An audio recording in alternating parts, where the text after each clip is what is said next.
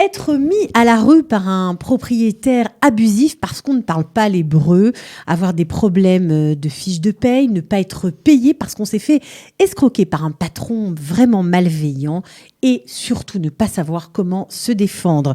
Nous avons mis en place des permanences chez Qualitime pour vous permettre justement d'avoir accès à ces services gratuitement. Voir un avocat, parler de ses fiches de paye avec un bénévole vraiment complètement dévoué. C'est exactement le but de ces permanences. Nous allons en parler encore et encore, comme chaque semaine, avec Ariella Oyon. Restez avec nous.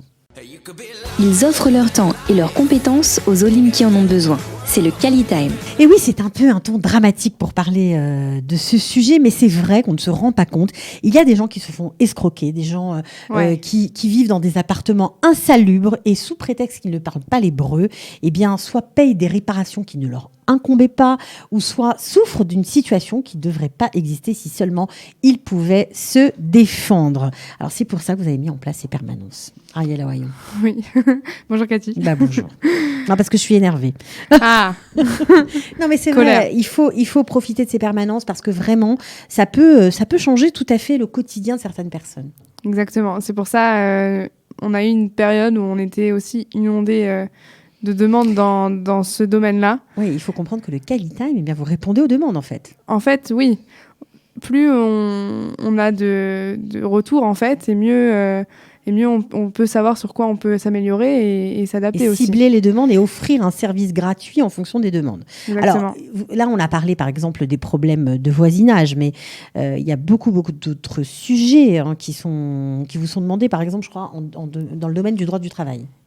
Oui, on a les permanences juridiques qu'on a mis en place exprès pour ça, et à Jérusalem et à Tel Aviv, dans les bureaux de Qualita du Hub de l'emploi. Et c'est vraiment ça veut dire que c'est un avocat gratuits. qui vient, qui est spécialisé dans la matière et qui aide. Alors, ça veut dire qu'il fait des lettres, il agit vraiment ou c'est simplement des conseils les personnes amènent carrément leur dossier, quoi. Ils amènent leur dossier juridique. Ils amènent leur dossier juridique, c'est des avocats à qui ils ont affaire. D'accord, extra. Donc, ils amènent. En général, en Israël, ils proposent...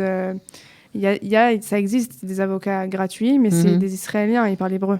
Donc c'est compliqué. Donc c'est compliqué parce que bon, ils ont leurs documents, mais après pour traduire, c'est pas facile. Personne. Et puis on peut pas s'exprimer, on peut pas expliquer exactement le cas. Donc là, c'est vraiment une chance de parler à des avocats compétents français.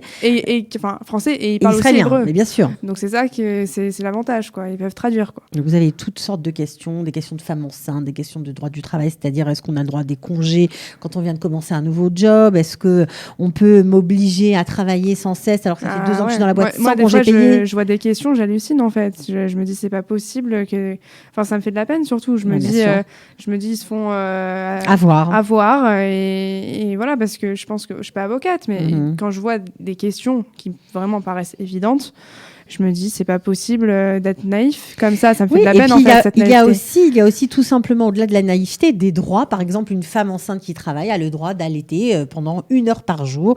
Donc ça veut dire qu'elle est à son travail, elle tire son lait par exemple si elle n'a pas son bébé. En tout cas, pendant 1 heure par jour, elle ne travaille pas et elle est payée. Ouais. Voilà. Non, mais il faut le savoir. Par exemple, c'est voilà, il n'y a pas de raison que tout le monde. Ou alors des personnes qui travaillent et qui ne sont pas payées. Ouais, ça existe aussi. Ça, c'est des escrocs, tout à fait. Il y a beaucoup de questions. Donc, évidemment, permanence juridique, mais permanence aussi administrative. Exact. Qui vient à ces permanences pour les permanences administratives? Des jeunes, des vieux? Les personnes qui vont se consulter? Oui, qui vont consulter. En général, ça dépend. On peut avoir des parents ou comme des personnes âgées. Ah, des personnes âgées, d'accord. Les jeunes, en général, ils s'en sortent. Ils se débrouillent. Ouais. C'est plutôt pour nos retraités qui arrivent... Pas que les retraités. Il y a aussi des personnes actives, quoi, qui ont besoin d'aide, par exemple, pour lire une fiche de paye, qu'ils ne savent pas comment ça fonctionne aussi, les termes. Voilà, une facture aussi. Une facture, ça peut être aussi, je sais pas, des lettres à rédiger aussi. Parce que des fois, on a envie de s'adresser à quelqu'un en hébreu et à il une fait la administration, un ministère, et on ne sait pas comment faire. Voilà, exactement. Et plutôt que demander encore et encore à ses enfants, à ses proches, à ses cousins, on se débrouille tout aussi, seul. On a mis en place un peu pour ça aussi. Bien sûr, parce qu'on n'a pas envie, quand on fait son alia, d'être une charge pour ceux qui sont proches de nous. On a envie de se débrouiller tout seul, et Qualitime vous donne évidemment cette possibilité. Alors, il y a une autre permanence dont j'aimerais parler aujourd'hui, c'est la permanence administrative. Exact. Alors, quand on dit ça comme ça, on a dit, bon, qu'est-ce que c'est que ce truc, à quoi ça sert, etc. Eh bien non, il y a notamment un nouveau sujet qui monte, c'est les retraites, parce qu'il y a une réforme en France. Et vous avez recruté des spécialistes de la retraite française et de la retraite israélienne. Alors, c'est le service de la mairie, c'est Ayala Bloom, qui travaille aussi pour Qualitime. Et elle travaille aussi à la mairie de Jérusalem pour les Missoud Zruyot. C'est-à-dire l'obtention des droits voilà. que tout à chacun a. Exactement. Et Ayala travaille super bien. Elle a trouvé en début d'année déjà un bénévole qui s'occupait des retraites israéliennes.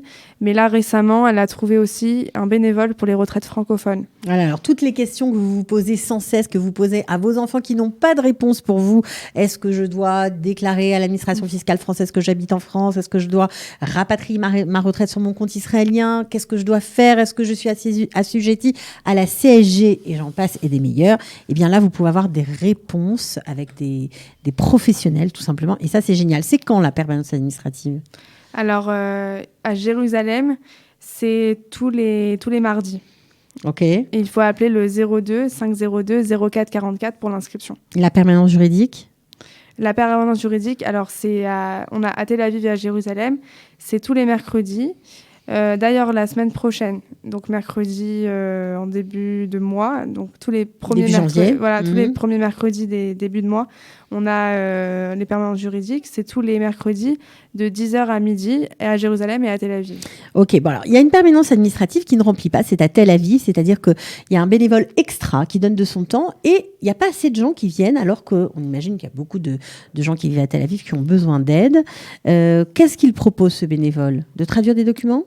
Et en fait, c'est exactement comme Jérusalem, de traduire des documents administratifs, factures, courriers, Arnona, banque. C'est gratuit, allez-y. C'est rapide, il est rapide en plus, je crois. Il est très rapide, même.